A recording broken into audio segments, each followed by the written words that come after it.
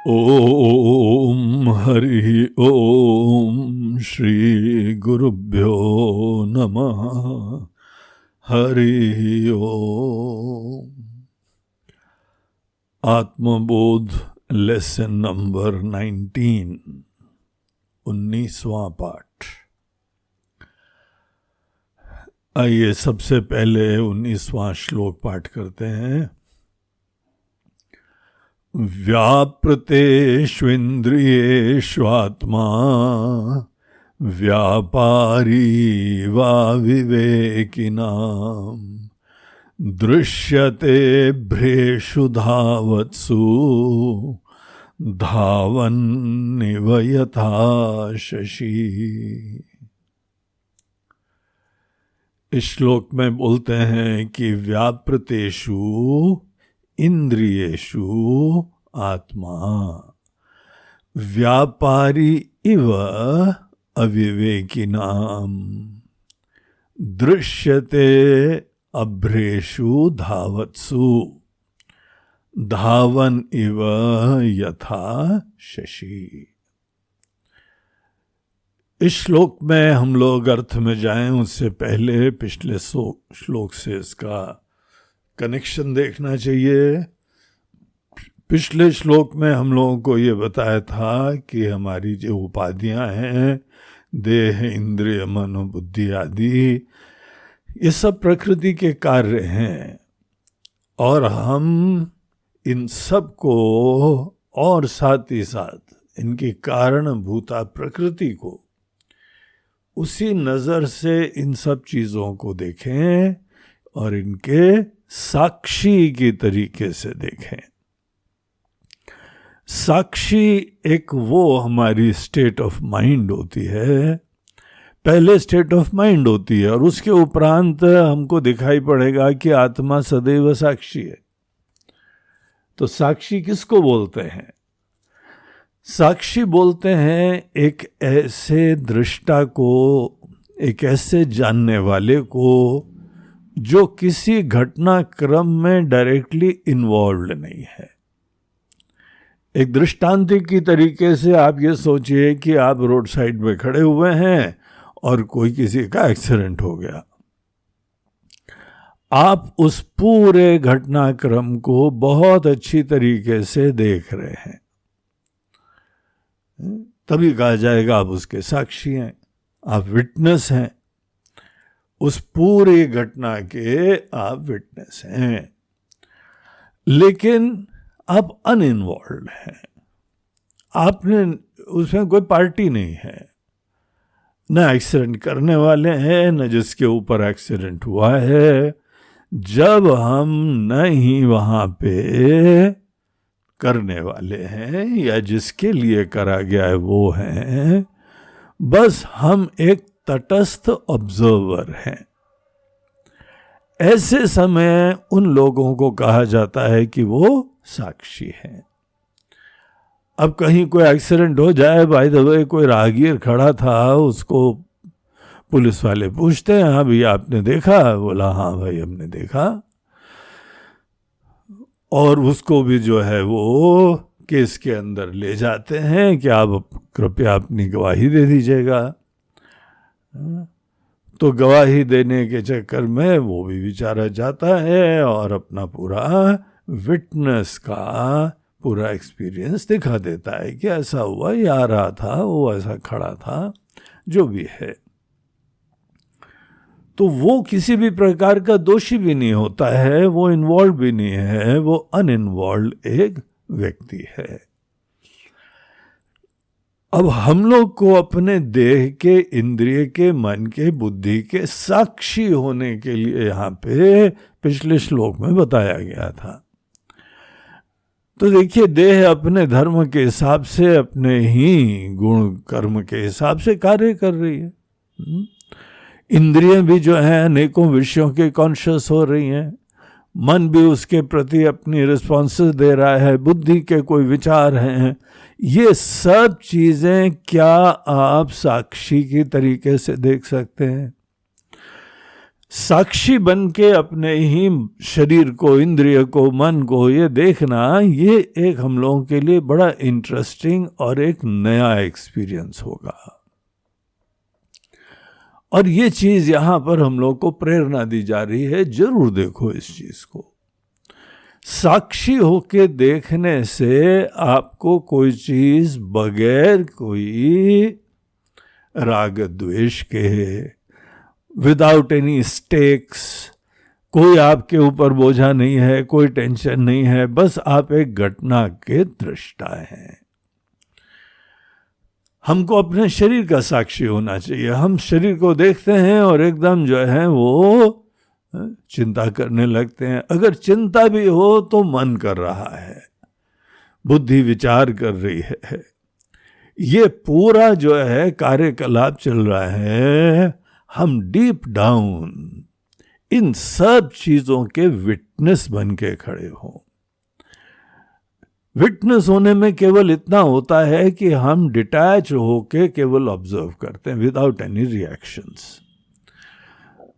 अभी तक हम लोग जहां पे कोई चीज देखते थे, या तो हम कोई जजमेंट पास ऑन कर देते थे, या कोई लेबलिंग करते थे, अच्छा है, बुरा है, चाहिए नहीं चाहिए, पसंद है नहीं पसंद है, हम खुद उसमें इन्वॉल्व हो जाते थे। वहां ऐसा नहीं था कि केवल मन की फीलिंग होती है, बुद्धि के अंदर कोई विचार होता है। हम लोग जानते हैं कि हम खुद कर रहे हैं। तो हम लोगों को इस चीज से डिफरेंट एक ऐसी साधना के लिए प्रेरणा दी गई कि आप सब घटनाक्रम को विदाउट एनी रिएक्शंस, आप उसमें पार्टी मत बनिए। अगर आपका मन रिस्पॉन्ड करता भी है तो आप वहां पे किनारे खड़े होके देखना सीखिए।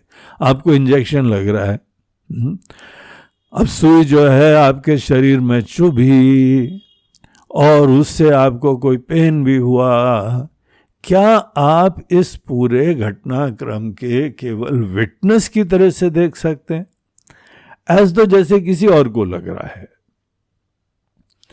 ये प्रैक्टिस करना ही साक्षी का अभ्यास करना होता है। और फिर साक्षी केवल किसी चीज का दृष्टा होता है और सब चीजें देखता, वो ज्यादा अच्छी तरह स्टडी कर पाता है।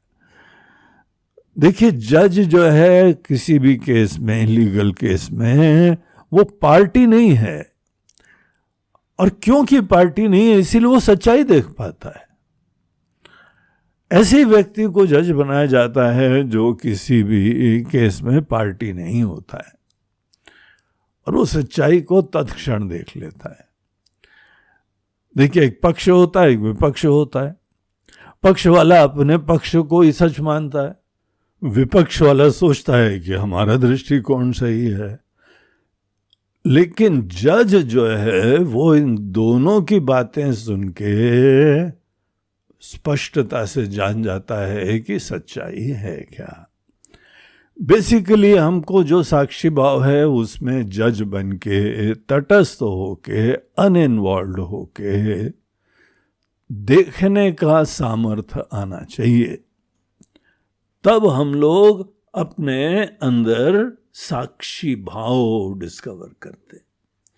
साक्षी भाव जजमेंटल नहीं होता है, साक्षी भाव राग द्वेष नहीं रखता है, किसी चीज को सही गलत अपने आप में डायरेक्टली व्यक्तिगत दृष्टिकोण से नहीं समझता है।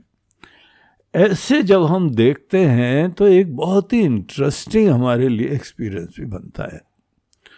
सच्चाई को जानने का यही तरीका होता है। हम एक बार मन के धरातल पे साक्षी बनते हैं अपने बुद्धि के, अपने शरीर के, उस समय हमारी केवल चिन्मयी सत्ता होती है। हम हैं, लिविंग हैं, कॉन्शियस हैं, एग्जिस्टिंग हैं, लेकिन नॉट अ पार्टी। तो इस तरीके से देखना, यहाँ पे आचार्य ने हमको पिछले श्लोक में बताया कि आपको बताएं कि आत्मा मूल रूप से हम और आप सदैव साक्षी है। शरीर, इंद्रिय, मन, बुद्धि इत्यादि में जो केवल प्योर कॉन्शियसनेस है, प्योर लाइफ प्रिंसिपल है, it's not an involve party, it's uninvolve. वो सबको आशीर्वाद तो दे रही है, but it's not a party to any experience. तो इस तरह की बात हम लोगों को पिछले श्लोक में बताई थी। अब देखिए यहाँ पे जब कोई व्यक्ति उन्होंने मान लिया है कि साक्षी भाव उसने उत्पन्न करा और अपने आप को साक्षी ही अब तो जानने लगा। साक्षी भाव अपने मन के अंदर उत्पन्न करना ये एक चीज होती है, और आत्मा को साक्षी देख लेना वो एक लेटर चीज होती है। जो मन के अंदर साक्षी भाव उत्पन्न कर सकता है वो ही आत्मा को साक्षी भी जानता है। अन्यथा जो भी है आत्मा के ऊपर आरोपण करते रहेंगे कि आत्मा ये कर रही है। आप खुद पहले अभ्यास करिए। तो आत्मा जो है साक्षी है। अब यहाँ पे साक्षी बोलने का मतलब है कि आत्मा तो कुछ करती नहीं है। लेकिन हम लोग का अनुभव क्या है, आज हम लोग का जो लेवल ऑफ एग्जिस्टेंस है, जो समझ है, उसके अंदर तो हम लोग यही जानते हैं कि हम ये कर रहे हैं, हम वो कर रहे हैं। तो यहां पर इस चीज को 19th श्लोक में ये बताया हुआ है कि व्यापृतेषु इंद्रियेषु आत्मा। तो व्यापृतेषु इंद्रियेषु, दरअसल इंद्रियां हमारी फैकल्टीज, शरीर है, इंद्रिय है, मन भी है, एक बाह्यकरण है और एक अंतःकरण है। ये सब हम लोगों की अनेकों फैकल्टीज हैं। ये अपनी प्रकृति के अनुसार ये सब रिस्पॉन्ड करती है। गीता के अंदर एक बहुत फेमस श्लोक आता है, गुणा गुणेषु वर्तन्ते।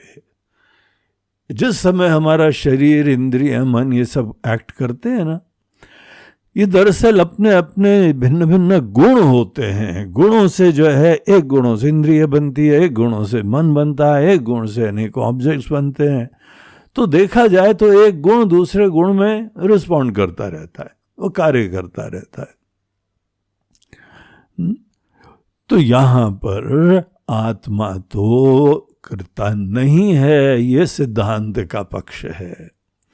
लेकिन हम लोगों का अपना पक्ष ये है, हमारा अनुभव ये है कि हम जो है वो व्यवहार करते हैं, भिन्न भिन्न व्यापार करते हैं, इंटरैक्शंस करते हैं। तो इधर आचार्य एक दृष्टांत हमको देते हैं, बोलते हैं व्यापृतेषु इंद्रियेषु। इंद्रियां दरअसल अनेकों प्रकार से कार्यकलाप कर रही है, व्यापार कर रही। व्यापार एक जेनरिक वर्ड है कि एक्टिविटी। तो इंद्रियां जो हैं कोई एक्टिविटी कर रही हैं, न कि आत्मा। आत्मा प्योर कॉन्शियसनेस है। जैसे बिजली केवल पास होती है पंखे से, लाइट से, वो कुछ नहीं करती है। उसकी प्रेजेंस में अनेकों वहाँ पे मोटर्स होते हैं, मैग्नेट्स होते हैं, एलईडीज होते हैं, वो अपने आप एनर्जाइज हो जाते हैं और काम करते हैं। जो नहीं जानता है वो बिजली के ऊपर ये एक आरोपण करता है कि बिजली करने वाली है। कोई भी साइंस का जो है जानकार वो बोलता है नहीं नहीं बिजली कुछ नहीं कर रही है, बिजली ने शॉक मारा, बोलते हैं नहीं बिजली ने नहीं मारा। आप खुद जो है वो कहीं पर आपने अर्थिंग करवा दी, क्योंकि आप अर्थिंग कर लेते हैं इसीलिए आपको एज दो शॉक लग रहा है। आत्मा जो है वो उसी तरीके से अनइन्वॉल्व होती है और हम उसके ऊपर आरोपण करते हैं। तो व्यापारी इव अविवेकी नाम, जो ये रहस्य नहीं जानते हैं ना, उनको अविवेकी कहा जाता है। कौन करता है, कैसे कर्म होता है, इसका जो रहस्य नहीं जानता है, पंखा कैसे चलता है। बिजली की प्रेजेंस अवश्य जरूरी होती है, लेकिन करने वाला वो कोई और होता है। वो तो केवल ब्लेस कर देती है और फिर सब कार्य होते हैं। उसी तरीके से आत्मा इंद्रियों को चेतन कर देती है, स्फूर्ति प्रदान कर देती है, सत्ता प्रदान कर देती है, और करती तो हमारी इंद्रियां, मन और बुद्धि होती हैं। तो जैसे एक अविवेकी आदमी इंद्रियों का कार्य हो रहा है और अपने ऊपर आरोपण कर रहा है। फिर से देखिए लाइन, व्यापृतेषु इंद्रियेषु आत्मा व्यापारी इव अविवेकी नाम। अविवेकी आदमी आत्मा को ही व्यापारी समझ रहा है, वही व्यापार करने वाला है। एक यहां पे दृष्टांत देते हैं, दृश्यते अभ्रेषु धावत्सु। एक बड़ा सुंदर एग्जाम्पल है। आप रात को जो है बाहर घूम रहे थे, छत के ऊपर खड़े थे मानो, और सुंदर चंद्रमा जो है वो दिखाई पड़ रहा था, बढ़िया धीमे धीमे हवा चल रही थी, आकाश में छुटपुट बादल भी विराजमान थे। ऐसा एक सीन आप विजुअलाइज करिए, और उस सीन को देखते हुए एकदम कभी कभी ऐसा अनुभव होता है कि चंद्रमा ने एज दो गियर बदला, बड़ी तेजी से भागने लगा। हमको इस पर कई बार अनुभव हुआ है। हमने देखा कि सडनली जो है बीच बीच में चंद्रमा भागता है। अब ये सब चीज़ों का हमको ज्ञान नहीं था, तो बड़ा आश्चर्य हो जाते थे कि हम लोग ने गाड़ी को तो गियर बदलते देखा है, लोगों को कस के दौड़ते देखा है, लेकिन चंद्रमा भी बीच बीच में दौड़ता है। स्पष्ट यही अनुभव होता है। लेकिन हुआ क्या है, दरअसल कभी कभी चंद्रमा के ऊपर बादल आ जाते हैं। हवा चल रही है, बादल इधर से इधर जा रहे हैं, तो चंद्रमा के ऊपर आ गए बादल। और जब बादल चले तो ऐसा लगा कि चंद्रमा चल रहा है। हम लोग बादल को जो है ना स्थिर देखने लगते हैं, और उसका मूवमेंट चंद्रमा के ऊपर एरोगेट कर देते हैं। यही चीज होती है हम लोग ट्रेन में जब बैठते हैं। ट्रेन में बैठते हैं तो शुरुआत में खिड़की खोल के देख रहे हैं, बहुत बढ़िया नज़ारे हैं, और खेत दिखाई पड़ रहे हैं, पहाड़ दिखाई पड़ रहे हैं, पेड़ दिखाई पड़ रहे हैं।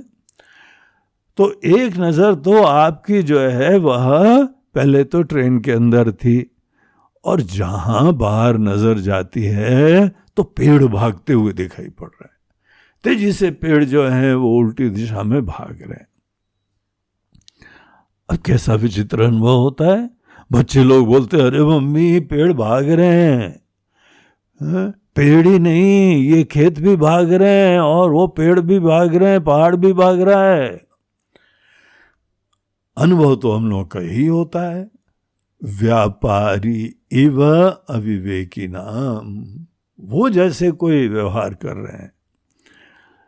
तो क्या हो रहा है दरअसल वहां पे होता यह है कि बादल का मूवमेंट हम लोग चंद्रमा के ऊपर आरोपित कर देते हैं। वैसे स्प्लिट सेकंड में होता है। चंद्रमा की स्थिरता बादल के ऊपर, और बादल की चंचलता वो चंद्रमा के ऊपर। ट्रेन का मूवमेंट उसको हम उल्टा समझ लेते हैं, स्थिर है। वो पेड़ का जो है स्थिरता हमारी ट्रेन की हो गई, और ट्रेन का मूवमेंट पेड़ों का हो गया। और इस तरीके से अनुभूति स्पष्टता से होती है कि पेड़ भाग रहे हैं, चंद्रमा भाग रहा है। दृश्यते अभ्रेषु धावत्सु धावन इव यथा शशि। यथा शशि, शशि जो है चंद्रमा का नाम है। धावन इव, एज दो भाग रहा है। धावन मतलब भागना। धावन इव, एज दो चंद्रमा भागने लगा। और भाग कौन रहा था? अभ्रेषु धावत्सु। अभ्र बोलते हैं बादलों को। तो दृश्यते अभ्रेषु धावत्सु, बादलों को भागता देख के हम जो है वो चंद्रमा को भागता हुआ अनुभव करते हैं, लेकिन यथार्थ कितना भिन्न होता है। उसी तरीके से यहां इंद्रिय शरीर काम करते हैं और हम अपने आप को जो है उससे युक्त कर देते हैं, उसके धर्म से, और छोटे हो जाते हैं। शरीर विकारी है, इंद्रियां दौड़ भागती हैं, मन के अंदर चंचलता है, बोलते हैं हम चंचल हैं, हम अशांत हैं, हम अज्ञानी हैं, हम बीमार हैं। अब जब जब ये सब वाक्य कहते हैं तो दरअसल ये सब हमारी उपाधि के किसी न किसी लेवल का परिचय हो रहा है, हमारा नहीं हो रहा है। हम तो इसके कॉन्शियस हैं, हम इन चीजों को देख रहे हैं। तो जो हम अपने ऊपर कर्तापने का आरोपण करते हैं, अनेकों प्रकार की चेष्टाओं का आरोपण करते हैं, इसका समाधान क्या है? इसका समाधान ये है कि आप इस चीज को बहुत ही माइन्यूटली ऑब्जर्व करिए, इसको रियलाइज करिए कि हमारे शरीर, मन, बुद्धि आदि ये व्यवहार कर रहे हैं, हम नहीं कर रहे हैं। तो देखिए, जैसे पिछले श्लोक में क्वेश्चन उठाया ना, महाराज जी आत्मा तो जो है आप बोल रहे हैं साक्षी की तरह से वो कुछ करती नहीं है, हम तो बहुत कुछ करते हैं। हम दरअसल नहीं ही करते हैं, हम केवल शरीर आदि के धर्म अपने ऊपर अज्ञान वशात आरोपण कर देते हैं, आरोपण कर देते हैं और उसके बाद मान लेते हैं हम कर रहे हैं। अब मानने को तो कुछ भी मान लो, मानने को तो रस्सी को सांप मान लो, सीपी को चांदी मान लो, सूर्य देवता खड़े हुए हैं उनको उदय और अस्त मान लो, ये सब उल्टा मान लेते हैं। उसी तरीके से मूल बात यह है कि हम और आप अपने आप को कर्ता मान लेते हैं, हम ही कर रहे हैं ये सब। बोलते हैं, देखिए यहां पर आत्मा शब्द का जो मूल अर्थ है, जो प्योर लाइफ प्रिंसिपल है, जो कॉन्शियसनेस है, वो नहीं कर रही है। जब कोई कर्म करना होता है तो देखिए क्या प्रक्रिया होती है, थोड़ा विचारो। हमारी बुद्धि के अंदर एक प्लान आता है, किसी चीज का महत्व आता है, बुद्धि में अनेक चीजों का महत्व ही हुआ करता है। वो महत्व आता है और उसके उपरांत मन के अंदर उसकी इच्छा का जन्म होता है, फिर अनेकों थॉट्स आती हैं, प्लानिंग होती है, एग्जीक्यूट करते हैं और फिर चेष्टा करते हैं। फिर इंद्रियां जो हैं दौड़ती हैं, अपने अपने विषयों की तरफ जाती हैं, शरीर भी उसको सपोर्ट करता है और फिर विषय की प्राप्ति होती है, और जो प्राप्त विषय है उसके प्रति हमको भावना है, तो उसी भावना के अनुरूप मन के अंदर खुशी होती है या गम होता है। इस पूरी प्रोसेस में कॉन्शियसनेस कहाँ इन्वॉल्व है? कॉन्शियसनेस तो इन सबको एनलिवन कर रही है। ये पूरे प्लानिंग तो मन, बुद्धि, इंद्रिय, शरीर आदि और इनका ही एग्जीक्यूशन हो रहा है। तो बेचारी आत्मा को, कॉन्शियसनेस को, मैं को क्या इसके बोझे से युक्त कर रहा जा रहा है? मैं टोटली अनइन्वॉल्व है और सबको राजा साहब की तरह बैठ के वो देख रहा है। हम लोग अज्ञानवशात जैसे चंद्रमा के ऊपर बादल का मूवमेंट आरोपित कर देते हैं, वैसे ही इंद्रियों के कार्यकलाप भी हम आत्मा पे आरोपित कर देते हैं और ये कंक्लूजन उत्पन्न करके बैठ जाते हैं कि हम कर रहे हैं। अब ये तो सब केवल अज्ञानवशात हो रहा है। ये धारणा है। अब धारणा में आप कुछ भी धारणा उत्पन्न करो, आप पूरा ये बर्डन रखो कि हम पूरी दुनिया को उठाए हुए हैं, पूरी दुनिया हमारे वजह से चल रही है। अब कुछ भी धारणा कर लो, धारणा का कोई सरपूंछ थोड़ी होता है। लेकिन निराधार धारणा, झूठी धारणा, उसके वजह से टेंशन असली होता है।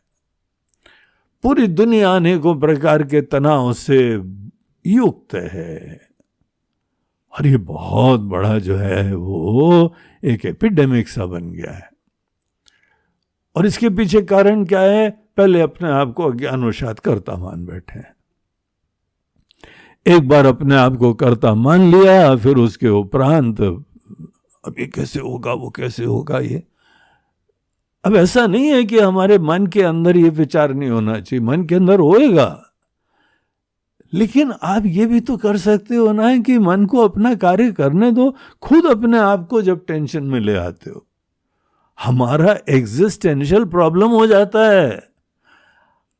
जब किसी परिस्थिति में आप आत्मा को अनइन्वॉल्व एक विटनेस जानते हो, ब्लेस करने वाली एक लाइफ प्रिंसिपल जानते हो, खुद अपने अंदर कंप्लीट है, दिव्य है, आनंद स्वरूप है, ऐसा जानते हो, और आपकी ही राज्य में आपकी सब इंद्रियां, मन, बुद्धि अपने कार्य कर सकती हैं, तो ये मन ने एक संकल्प लिया तो उसको चुनौती है, निपटने दो ना।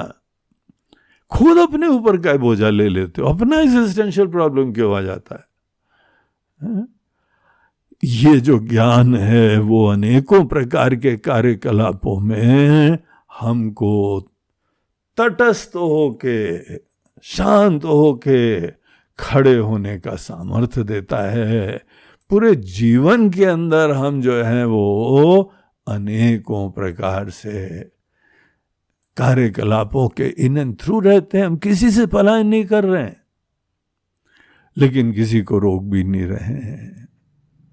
छोड़ूं किसे, पकड़ूं किसे, किसको पकड़ें, किसको छोड़ें, हम तो सभी को ब्लेस कर रहे हैं। हमारे वजह से ही ये सब हो रहा है। This is the philosophy, this is the truth of life. ये जीवन की सच्चाई है और यही आत्मबोध की दिशा में आप ऐसी आत्मा को जानेंगे तो मुक्त हो जाएंगे। आपकी आत्मा सदैव बोझे में है, सदैव कमी के अंदर है, अपूर्णता में है, असुरक्षा में है, तो ये तो ऐसी सोच ही बंधन उत्पन्न कर रही है।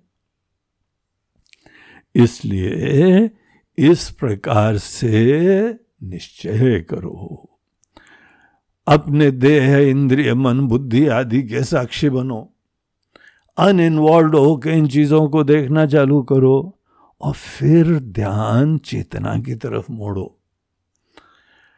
एक मन के धरातल पे साक्षी होना होता है और एक साक्षी बन के कॉन्शियसनेस को साक्षी देखना होता है। शांत है, कोई बोझा नहीं है, कोई टेंशन नहीं है, सबको अनुग्रहित कर रही है, शांत तृप्त खड़ी होके, और बाकी उसकी ही प्रेजेंस में सब इंद्रिय, मनोबुद्धि आदि सब वो अपना अपना कार्य करते हैं। आप ये अपने शरीर, मन, बुद्धि को देखिए और ये रियलाइज करिए कि हम लोग इन सब चीजों के साक्षी हैं। तो ये यहां पर इस 19वें श्लोक का विषय रहा है कि केवल अज्ञानवशात अपने ऊपर एक आरोपण हो रहा है। वस्तुतः आत्मा नित्य शुद्ध है, नित्य मुक्त है, नित्य बुद्ध है, कॉन्शियस है, प्योर कॉन्शियसनेस। तो अपने आप को ब्रह्म जानने के लिए, अपने आप को ऐसा तत्व जानने के लिए ये पूरा डिटेल्स, व्यवहार का ये डिटेल, ये सब जो है वो समझना परम आवश्यक होता है। तो एक बार श्लोक देखिए, व्यापृतेषु इंद्रियेषु आत्मा। इंद्रियां जब व्यापार कर रही हैं तो व्यापारी इव आत्मा अविवेकी नाम दृश्यते। आत्मा ही जो है वो अविवेकी लोगों को व्यापारी दिखाई पड़ रही, करने वाली दिखाई पड़ रही। दृश्यते अभ्रेषु धावत्सु, जैसे कुछ कहानी ऐसी है कि यहाँ पे बादल चल रहे हैं और धावन इव यथा शशि, हमको लग रहा है कि चंद्रमा भाग रहा है। तो यही हमारी आपकी प्रत्येक व्यक्ति की यही कहानी है। इस तरीके से 19वां श्लोक इसके साथ समाप्त होता है। नमः पार्वती पते हर हर महादेव, नर्मदे हर, बोलो गंगा मैया की जय।